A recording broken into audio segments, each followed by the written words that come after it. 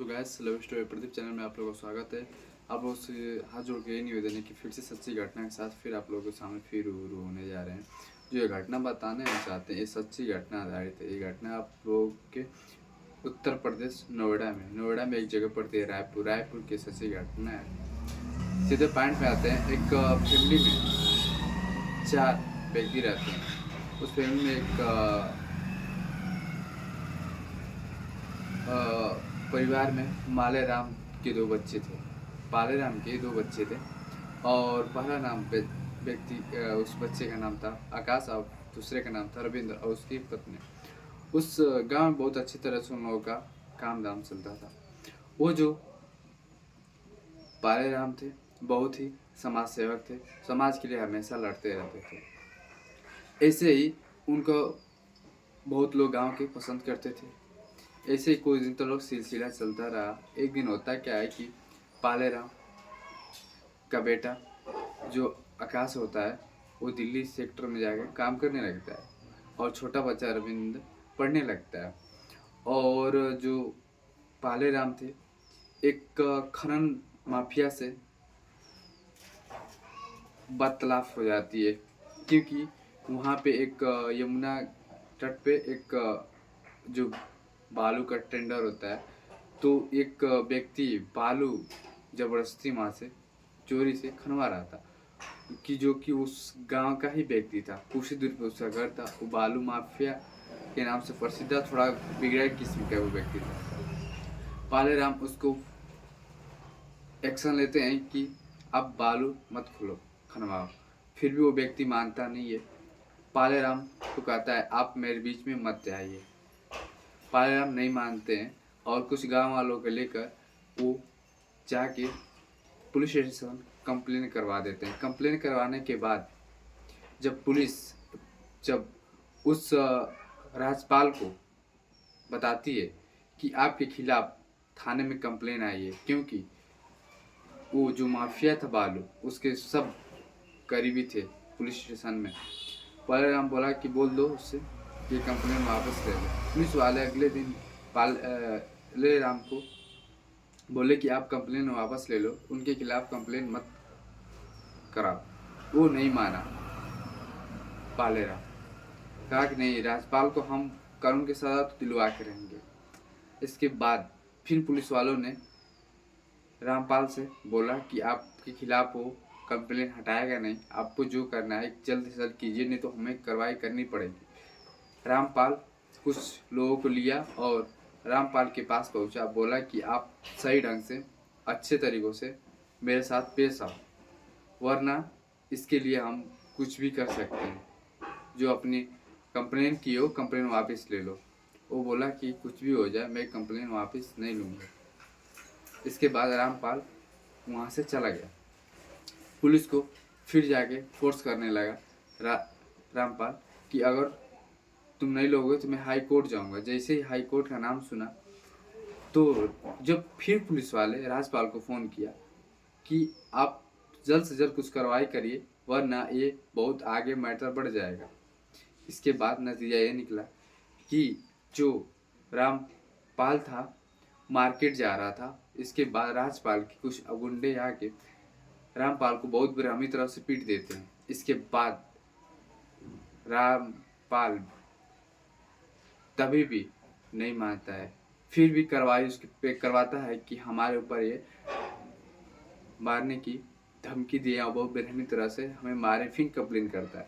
इसके बाद राजपाल गुस्सा हो जाता है। गुस्सा होने के बाद वो दूसरा अपना तरीका अपनाता है। एक दिन अगले सुबह ही रामपाल घर में बैठा था और उसका बेटा रविंदर वहीं पे था, आकाश बाहर गया था।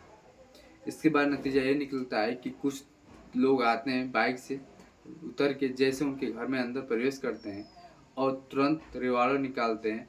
रामपाल को तुरंत 6 गोलियां सीने में तड़ातड़ दाग देते हैं। इसके बाद वहाँ से वो लोग निकल जाते हैं।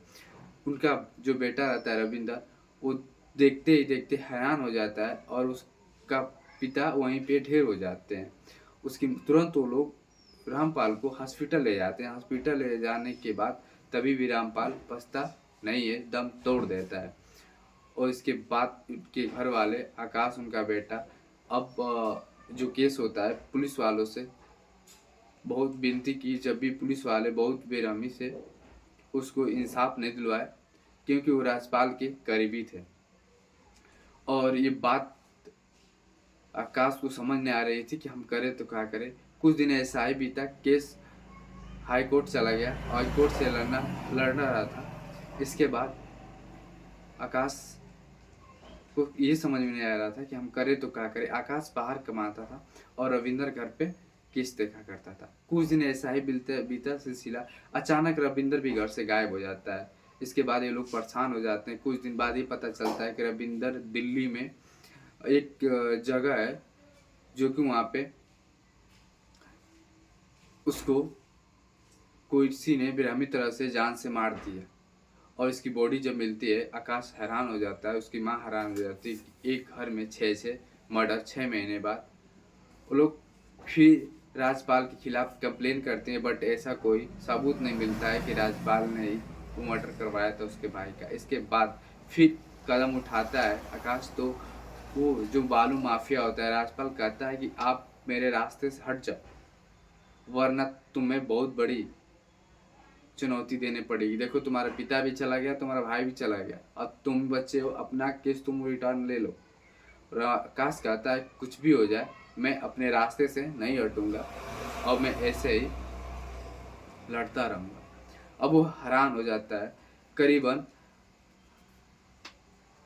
2013 में रविंदर अपने हाईकोर्ट में एक अच्छे खासे वकील के पास जाता है और अपनी बात वहाँ रखता है। उस वकील का नाम था के सिंह। आकाश कहता है सर, मेरी केस आप हैंडल करिए, किसी की बस की बात नहीं, आप चाहेंगे तो हो सकता है। के सिंह को पूरी स्टोरी बताता है। के सिंह ये बात सुन के हैरान हो जाते हैं, तो कहते हैं देखो, इस बालू माफियों के खिलाफ कोई जल्दी केस लेता नहीं है, क्योंकि ये लोग बहुत खतरनाक इंसान होते हैं, ये लोग कुछ भी कर सकते हैं। क्योंकि इन लोगों के जहान में पैसों के सिवा कुछ नहीं होता है। इंसान को ये कुछ भी किसी भी तरह मरवा देते हैं। ऐसा करो, तुम भी ही अपने केस को हैंडल करो, तुम वकील बन जाओ। आकाश से बात सुनता है और हैरान हो जाता है। वो उसके अंदर इतना जुनून था, के राम को सिंह को गुरु मान लेता है और कहता है सर, हमें आप रास्ता बताइए। के सिंह उसको रास्ता बताते हैं, उसे LLB के लिए पढ़ाई करना स्टार्ट करवा देते हैं। वो आकाश LLB कर लेता है। उसको 2018-19 में उसका डिग्री फाइनल हुआ और 2023 तक उसको पूरी तरह से काम करने का सिलसिला जारी हो गया। और आकाश 2019 के बाद अपना लाइसेंस लेने के लिए हाई कोर्ट में दाखिल किया कि हमें परमिशन दिया जाए, मैं यहीं से सब कुछ करूंगा, क्योंकि हमारी केस यहीं चलती है।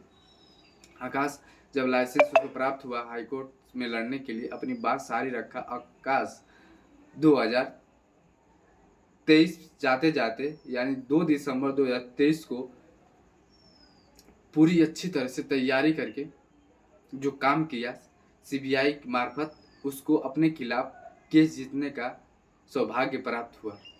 जब ये बात उसके माँ को पता चला कि मेरा बेटा LLB करके वकील बन के अपनी केस खुद हैंडल किया और जीत गया, तो उसको बहुत तसल्ली और बहुत खुशी मिली। और जो रामपाल था, उसको यानी राजपाल को जेल की सलाखों के पीछे धकेल दिया। उसे तब पता चला कानून को कैसे हैंडल किया जाता है। वो माना कि हम बहुत बड़े माफिया हैं। आकाश अगर वो अपने पिता और भाई के इंसाफ के लिए ये काम नहीं करता, यानी वो पढ़ता नहीं और उस कब तक नहीं पहुंचता, आखिर उस पिता और भाई को इंसाफ कभी नहीं मिल पाता। इसी वक्त हम कहेंगे यही, किसी चीज़ को आप कर रहे हैं बहुत अच्छे तरीक़ों से, बहुत बेरहमी तरह से, बहुत सही तरीक़ों से करते रहिए। हमारे कहने का तात्पर्य यही है, आकाश को हमें दिल से सलाम है कि अपने पिता और भाई के लिए लड़ा और उसे इंसाफ दिलाने का सौभाग्य प्राप्त हुआ, और ऐसे भाई ऐसे फैमिली में ज़रूर मिले। इसी वक्त हम अपनी बाड़ी को विराम देंगे। जय हिंद, जय भारत।